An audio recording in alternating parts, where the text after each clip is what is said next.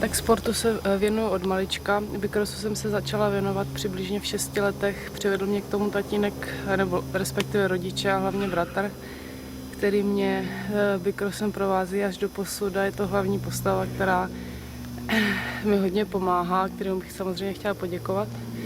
I rodičům. No a bikros je super sport, individuální sport, je moderní, hodně atraktivní a díky němu jsem se dostala do spousty zemí, poznala jsem spoustu lidí, zažila jsem spoustu úspěchů a jsem ráda, že jsem se na tento sport dala.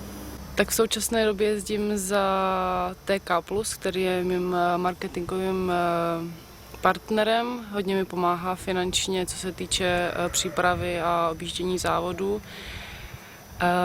A jsem strašně ráda, že jsem mezi vyhlašovanými sportovci.